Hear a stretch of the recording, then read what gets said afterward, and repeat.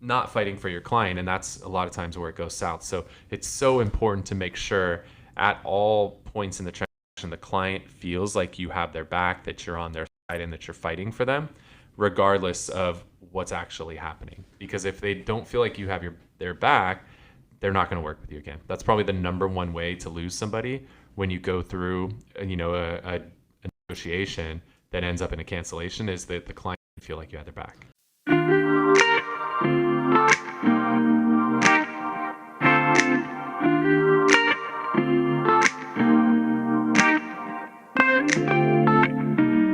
Welcome to the Whissel Way Podcast. My name is Kyle Whissel with eXp Realty in San Diego. And I am Bryan Koci, Director of Marketing here at Whissel Realty Group. The goal of the show is to give you the tools, techniques, and tactics to go out there and crush it in your business. The way that we like to do that is to answer the questions that you have for us. So if you ever have a question you want to have us answer on a future episode of the show, you can always go to thewhisselway.com. You can ask us questions on there, subscribe to the podcast and YouTube channel, join our Facebook private group, our referral network, and our email newsletter where we share a lot of tips and tricks, and get dialed in with a 50% discount on our video content creation course called the Media Mayor Mastermind, where we teach you everything we've learned about creating video over the last 8 years and condense it down into a nice tight package to help you crush it with video in your local market. All of that at thewhisselway.com. If you enjoyed the episode today, if you're watching on YouTube, hit the thumbs up button, let YouTube know you're enjoying it. If you have questions, throw them in the comment section. And if you want more of our content, you can always hit the subscribe button and the little notification bell. And if you are listening on a podcast platform, when you're done with this, hook us up with a review. Reviews mean a lot to us on a podcast. They're hard to come by, and any review written is greatly appreciated. Yes, it is. All right. What do you got, Bryan? So we've seen, now at any point throughout your real estate career, there's going to be times where you get into a transaction and either on the buyer side or the seller side, they want to cancel. We've seen that a lot more prevalent as of late with, as things are taking longer, as there's, we're just seeing a lot more of it lately. And so typically we'll see agents, someone say, I want to cancel. Okay, bye. And bounce out. I want to talk today about why do we need to kind of push back on that? And two, and I'm not saying hold someone hostage. I'm not saying that. How do you think Mike Proctor sells so many homes? And two, what are some ways to save a transaction? And what are some ways you should avoid, at least use as a last resort to save a transaction? Yeah, cool. This topic is one I'm passionate about. We have a policy on our team with our agents that before they can cancel a transaction, they have to have a conversation with me, because I've found over and over and over again, agents just cancel transactions all willy-nilly, like they're returning something to Amazon. Well, with Amazon, you can return something and then you can go buy something again the next day. The problem with your real estate transactions, if you cancel a real estate transaction today, in my opinion, if it's on side, there's probably a 50% chance that buyer is not going to work with you again. Now we could argue, we'll say it's 50% plus or minus 25, but that's a big spread. Yeah, we're between 25 and 75%. Bryan, okay, 50% give or take 100%. Yeah, 50% plus or minus 50. But there's a high percentage of the time where if you're working with a buyer and a deal apart, they're not going to work with you again. As a result, it's pretty freaking important that you not let deals fall apart. And why is that they won't work with you? Because it's your fault. It's always your fault. And more often than not, it's not your fault, whether it be the escrow company, the title company, the lender, the seller, the seller's agent, natural disaster, something. Like, it's always something's going to happen, but for whatever reason, the agent gets blamed more often than not.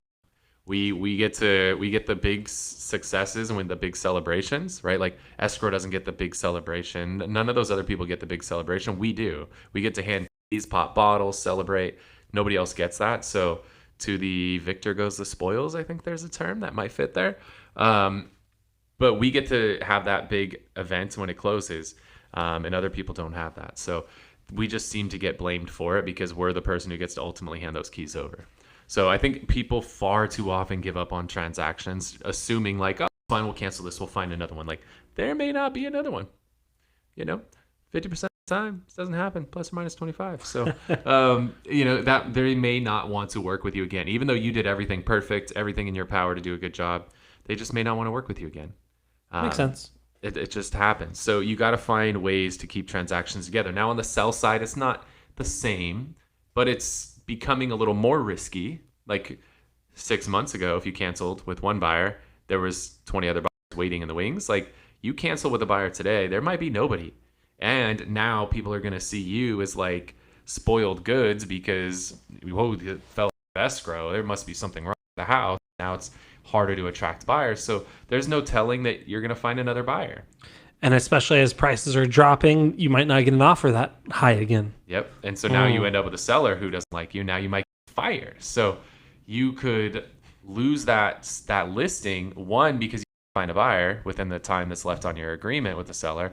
Two, you could get fired because the seller thinks that you did a bad job and they want to fire you. So for all of those reasons, you got to be careful. You don't just cancel transactions easily. Like you got to fight for it. And sometimes you have to protect your clients from themselves because they're making emotional decisions. And where you get screwed in these transactions is when you get emotional too. Which is a good reason why I'm not an agent. You emotional? Yeah. No, Brian's never emotional. It's fine. That's why we're good together, Bryan. We're the exact opposite. I have no emotions and you have all of them. There we go. You were given all of my emotions. So we got to make sure we don't get emotionally involved because that's where things get south. I mean, in any negotiation, as soon as you start getting emotional about it, you're in trouble. And I learned a lesson really valuable many years ago. And I learned it from Yelp, of all people. And I got a negative review on Yelp. And what's the first thing you do? Anytime you get a negative review on Yelp, you're like, oh, this piece of crap, now you're so full of it. Like, that's not what happened. Like, you get all argue. riled up, right? And you get pissed off. And when you go in Yelp and you go to reply to a review, like, it warns you. It's like, hey, before you write this reply, once you post this is public and everybody's going to see this review forever and you're not going to be able to take it away. And you're like, and you like scream and yell and you like pound on the keyboard. You might like break a key or two off the keyboard, like you get all upset and you type this and then you're like, post. And then Yelp's like, before I post this, I just want to check with you one more time and just make sure maybe you sleep on. Like, I don't remember exactly what it said, but it was pretty much like reads it back to you. It was like pretty much like, yeah, what if it read it back to you in like angry voice? Like, and then you realize how you sound. You'd be like, oh, damn, that's not good. So it warns you like at least a couple times before you post a review because it knows that you're probably reacting emotionally and trying to save you from that emotional reaction because when you react emotionally, you rarely get results. And so you need to do the same thing when you're in these transactions.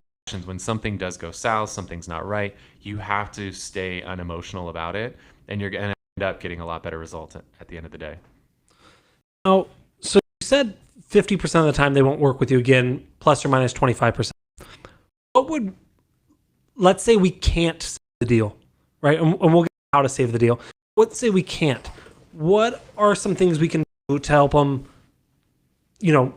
work with us 75% of the time rather than 20, right? We want to be on the correct side of that. Yeah, one of the mistakes I see agents make a lot is they don't understand how what they say comes across to the client. Because what they end up saying to the client sounds to the client like they're not on their side. It sounds like, let's say I'm representing the buyer and I come back and I'm like, hey, I talked to the seller and this is where the seller's at. The buyer hears like, it sounds like you're on the seller's side. You're not on my side.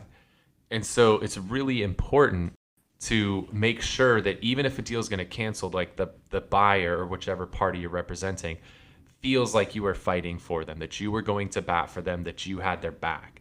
Where it goes south most commonly is you as the agent, you're so set on trying to put this deal together because you're broke and you need money that you're not thinking clearly and you lose sight of the fact of who your client is. You get too focused on trying to put the deal together, not fighting for your client, and that's a lot of times where it goes south. So it's so important to make sure at all points in the transaction the client feels like you have their back, that you're on their side and that you're fighting for them, regardless of what's actually happening. Because if they don't feel like you have their back, they're not going to work with you again. That's probably the number one way to lose somebody when you go through a negotiation that ends up in a cancellation, is that the client feel like you had their back. I think that's great for literally anything, connecting with them.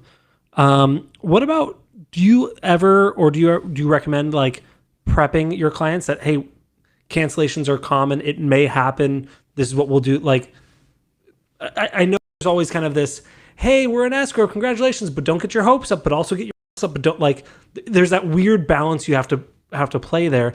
Do you ever prep them and say, hey, look, it can happen, it can close, it can end in 3 ways. It can cancel, it can close, it can whatever. I don't typically do that, no. Okay. I think I do prep them that there's going to be a renegotiation, but I don't prep them for like potential cancellation. But I want to make sure, like I just one, we're in escrow $1,125,000, and I made it clear to the seller, hey, in my experience, when we get to this point, they're going to do an inspection and they're going to find some things. I don't care if you have a brand new home or you have a 20-year-old home. They're going to find dozens of things that are wrong with the home. And in my experience, they're going to come back and they're going to request repairs. And it usually ends up being around 0.5% of the purchase price. Now, obviously, you that are listening, you're going to adjust this to your market. If you're selling $100,000 homes, it might be different. So I'd prep them, right? They're going to do an inspection. They're going to come back for a renegotiation. And around 0.5% is a good number to budget. Hopefully it's less, but I would just want you to be prepared for that. Sometimes it's more. Well, it ended up being $6,300 on a $1.125 million. So it was perfect. It was right there, almost exactly at 0.5%. Like I almost nailed it. It almost is eerie how close that was. But that was good because they were prepared for that, right? It didn't come as a surprise that they requested something, because we had that conversation. As soon as the offer was accepted, I always sit down with the client and I walk them through what's to come. We built out a 10-step process. If you want a copy of our 10-step process, shoot me a DM on Instagram. I'll send you the chart and everything so you can see it. But I walk the client through the 10 steps, which includes the inspection and why it's done, which includes the appraisal and why it's done, which includes the renegotiation, which is a step. I want to make sure they know that is going to happen in this transaction, because it does 99% of the time. There is some sort of a renegotiation. So I think it's important to prime them for that. If you're on the sell side, prime them that they're going to come back with a request for repairs, regardless of how pretty their house is. I don't care if it's brand new, they're going to hit you for something. But also prime the buyer that, hey, you're going to have an opportunity to request something. But I make sure I tell the buyer, the house is sold as is. It's subject to your inspection, and you can request whatever you want. And when you do, seller's going to do one of 3 things. They're either going to agree, they're going to deny, or they're going to meet you somewhere in the middle. So it's up to us. When we get to that point and we do an inspection, we're looking, Matt Honeycutt from our team talks about, like, if you touch it, if it's going to burn you, if it's going to cut you, or it's going to electrocute you. Those are the kind of things that we're looking for when we do that inspection. So understand we will have an opportunity to request, but you set the stage up front of, like, what's a realistic request. Now, is that where a majority of the cancellations come from, is once you get to the request for repairs? Yeah. Okay. And that's where it happens is, a lot of times, one, the listing agent didn't prep the seller that was going to come, and now it comes out of left field, and now the seller's blindsided, and they're like, what the hell happened? Like, yeah, they're already counting their money. Yeah. So I've just found around 0.5% seems to be pretty accurate. $5,000, right around there. Most of the homes we sell is around $1 million. Even for $100,000, that's $500. That's pretty low. I mean, that's a new ceiling fan or 3. Yeah. I've just found, $5,000 is probably a safe number, or 0.5%. Okay. Because just based on our price point, that's about where we are. So I always want to tell the seller that they're going to ask for repairs. So when we accept this offer, I want you to accept it with this understanding. And that helps so much. But if the listing agent didn't prepare the seller for that, and now me as the buyer, I come in and ask for $5,000, the seller's like, what the hell is this? No way. Screw you. My house is perfect. Blah, blah, blah, blah. Like, your house is beat to shit. But and I'm only asking for 5. So I think a lot of it comes where the 2 parties didn't prep accordingly. The listing agent didn't prep the seller that there was a renegotiation that's part of the process, and the buyer's agent didn't prep the buyer of what a realistic request is. So this segues perfectly, right? So the listing agent was not prepared, didn't tell their seller, right? Seller's pissed, and then the listing agent says, okay, it's $5,000. I hear what happens a lot is they say, I'll cut my commission, or they hit up the buyer's agent and say, hey, let's split it. Is that the best way to go about it, is cut commissions? No. Okay. Thank you for watching this week's episode of the Yeah, that's the first reaction that a lot of people have. I could run to my office right now and grab it, but it'd take too long. I literally carry around somebody, I don't even remember. Did you get it for me? somebody got me a stack of $10,000 of funny money. Oh no, I think that was Eric. So yeah, I've got this stack of 10 G's. It's literally looks just like real money. But what I found is people negotiate, like when they're on the phone or in text, like, oh yeah, we'll give them $5,000, no big deal. Like, if you were holding the $5,000 cash, would you literally just hand it over like it was nothing? Like, hell no, you got to pry the $5,000 out of my hand. But far too often, especially if it's in 20s, that's a big fucking stack. Yeah, but far too often we get into negotiations and we just like freely, oh yeah, I'll throw in $5,000 to get the deal done. Like, no, you're not to just throw $5,000 in. And what I found is the newer the agent, the more likely they are to do this because they're desperate for money. So now they're negotiating from a position of scarcity because they're so scared this deal is going to fall apart. They're not going to get paid and they're not going to be able to pay their bills. So they would rather give up the $5,000 than make nothing, which is not the way. Like, so if you're negotiating from that scarcity mindset, you're screwed. Like, you're going to get crushed over and over and over again. So that's where I see it happen a lot is with newer agents. Is it just their first reaction is I'll just kick it in so we get the deal done. You don't have to do that. And then what happens though is you start to do that and it starts to become habit, and then you do it every freaking deal. But you're doing it because one, you need the money, or two, the other thing that happens is you're scared to negotiate. I don't know what it's called in every state in the country, but in this state of California, it is called a salesperson license. Oh, I thought you were going to say scared to be I thought you were going to go, I don't know what it's called in other parts of the country, but in this part of the country, if you're scared to negotiate, it's called being a bitch. That's where I thought you were going to go with that. Wow. Brian's on tilt today. That's just a Kyleism. We're called salespeople. Like, that's what our job title is. Like, you got to be able to sell a little bit. And so you should not be intimidated by a negotiation. That's just a part of the business. But people get scared of the negotiation and they'd rather give away money than get into a negotiation. And that's a really expensive thing to do. So I think people need to role play having these conversations, one with their client, two with the other agent. Like, you got to be prepared for these things. Yeah, and especially I'm trying to think about for our agents, they're on our team. Them giving away $5,000 is not always. It's typically not their $5,000. And sometimes they'll think, okay, the net commission is, let's say 15, and they may think, okay, well if I give away 5, then we split 10. There are certain situations, and we have rules in place to where if they give away 5, we still get our cut, and that 5 doesn't come off the top; it comes off their cut. Yeah, our rule on that to prevent agents from just giving money away is if you give money away without having a conversation with me first, you gave your money away. That's coming out post-split. So we're going to have our split of whatever it is, 50-50 or whatever, and then that $5,000 is coming off your side and your side only. You can't give my money away without having a conversation with me. So let's throw real numbers at that. If it was $15,000 net, they didn't have a conversation with you, and they go, okay, well, I'll take the $5,000 off, and then we'll split it 50-50, which is sometimes how they think. Then they say, okay, we're going to split $10,000. I get $5,000. But what you're saying is, no, we still get our 50%, which is $7,500, yep. And you gave away $5,000, so now you get $2,500. Yep. That's a once you realize, oh shit, I went from I can't pay my bills to like, okay, well now I can pay a bill or a part of a bill. That gets pretty scary. Yeah, and so we put that policy in place not because I don't want to participate. I'm happy to participate if it makes sense. I put that rule in place to stop agents from just freely giving their commission away. And now they realize they have to talk. We just had one last week where the person was ready to kick in like $8,000. And all we had to do, we worked it a little, and at least we got it down to 5.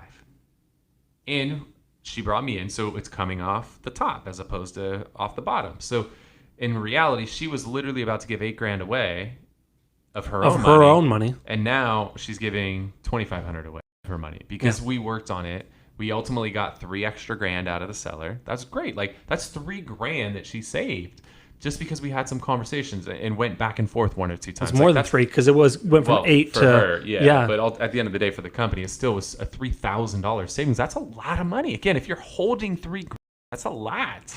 But agents, they'll kick it in. Yeah. So that's why we intentionally have the agents come to us, and that way we can help protect them from themselves in reality, because otherwise they'll just give the money away. So besides giving the money away, how do you work that so that way? How do you have that conversation so you're not giving away your own money. Yeah, you got to understand the other side's position. So if it's somebody who's buying, somebody who's selling, I want to know their story. I want to use their story against them whenever I can, especially if I know maybe in this market, this is more common. You have contingent sellers in this market.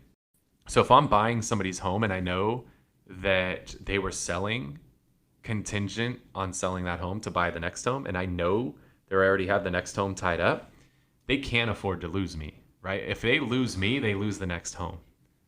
I'm in a position of power. So the more I know about the seller's situation or the buyer's situation, vice versa, it allows me to have a position of power, and I can use that to my advantage. So this just came to me, but that reminds me, or that makes me realize, when you're writing these love letters from your buyer to the seller, you got to be careful of like, hey, this was the house we grew up in. We weren't planning on ever moving, except this is the house I want to live in. Now you're screwed. I just had one of these. It's actually a buddy of mine who might be listening. But he had told me that the house next door just sold to a family member, and they want to live next door to their family member. Like, I knew that. Like, if I know there's only 2 houses that are next door to this one and the one on the other side, and that one's not for sale, we're the only option. Like, if I know that, I have you, right? Yeah. Like, I have the power there. So the more you understand about the other side, the better off you are. That's really important. But when it comes to negotiation, your first reaction shouldn't be me as the agent kick in the money. We should first try to get the money from the other side. Can I get it from the seller? Seller won't do it. Maybe the seller and their agent can kick in. No, they won't do it. Okay, well, maybe all of us kick in. Maybe the 4 of us, the 2 agents and the 2 clients, kick in. Like, let's look at all the scenarios before we ever come to me kicking all of it in. Like, that should be the last resort. First, I'm trying to get the money from the seller. If the seller won't do it, I'm trying to get it from their agent. And sometimes the agents will tell you how hard up they are for money too. Like, they're stupid. They'll like, you guys should be careful of this. Don't tell people this stuff. And even when people ask you, like, if you have a listing and somebody asks why someone's selling, if it's like divorce or something, don't say that. Just say, no, sellers prefer I not share that information. Like, they're moving on. Yeah, they're just ready for the next chapter. Like, don't tell people your sellers are getting divorced. Like, that's a horrible thing to do. Yeah. Because now I know they just want to get it over with. Or it's like it's an inherited property, which that one they kind of find out through the process, but they don't need to know that up front. Yeah. Like, just be careful not to reveal too much info. So my biggest thing is, let's try to figure out how do we get everybody else to kick in on this deal before I end up being the one that kicks in everything. Cool. So the whole title was how to prevent a transaction from canceling. We talked about, I think we covered that really well. I feel good about it. Cool. All right, cool. If you enjoyed the episode today, if you are watching on YouTube, hit the thumbs up button. Let YouTube know you enjoyed it. Also, throw your questions in the comment section. And if you want more of the content, hit the subscribe button and the little notification bell. And if you are listening on a podcast platform, if you could hook us up with a review when you're done today, that would be greatly appreciated. If you have a question you want to have us answer on a future episode of the show, you can always go to thewhisselway.com, ask us questions on there, subscribe to the podcast and YouTube channel, join our Facebook private group, our referral network, and our email newsletter where we share a lot of tips and tricks, and get dialed in with a 50% discount on our video content creation course called the Media Mayor Mastermind, all at thewhisselway.com. Before we wrap today, I want to share something with you we refer to as the Whissel Widget of the Week. This is something we utilize in our business. It saves us time, makes us more money, or just helps us have more fun. This was I struggled already. This I was reminded of by my Jeff Cohen. He asked me a question about this. How do you make cool looking captions on your phone? And obviously, so when you're doing videos. So I use Adobe Premiere. We can tweak that to as much as we want on there, but that wasn't a good solution. There's the captions sticker on TikTok and on Instagram that you can use, which does a good job, but it's not super adjustable. One of the things, there's an app that I found. I actually saw this on an ad on TikTok called Captions. And what it'll do is it'll actually listen to the video and will actually add captions. Okay, that's nothing new. But then it will highlight certain words and you can change the colors of the words. Words are highlighted. And then what it'll also do is it'll add little emojis. So one of them was like, are you looking to sell your house? And it said house and then it showed a little house emoji. I'm like, oh, this actually gets it a little bit more engaging pretty quickly. And so the app is captions. And so it's pretty cool. Love it. The one that I'm going to share today is one that if you are the person who has the keychain that has like 60 little tags on it for all the like grocery stores and the gym and all of that stuff, you have all those little tabs with barcodes on it. This app I found at our church when we drop our daughter off for camp, but we'd always forget the stupid little tag. So I found this app where you just scan the tag one time into the app, and then now you can just show your phone and it has the barcode on it, as opposed to having to carry all the stupid little things around with you. And it's called Stocard, Stocard. So it already is like pre-built to work with a lot of like those types of cards that you have, those loyalty type cards. But it also take like third-party things like a church one and store it in there. So Stocard or Stocard, however you say it, I don't know, but it works. Not the second way, I don't think. Gets the job done. Or you could take a picture of it, I guess. You could, but then you got to go like find the picture, and if you have like 20 of them, this like organizes them alphabetically. It just makes it easy. Cool. Yeah. So what we got for you guys. I hope we got a lot of value out of the show today. Again, I'm Whissel with eXp Realty in San Diego. I'm Bryan Koci. We'll see you next week. Later. Wait. Before you leave, I want to share some more tips and tricks that we're using in our business to take it to that next level. Just click right here. And don't forget to subscribe. Click right here.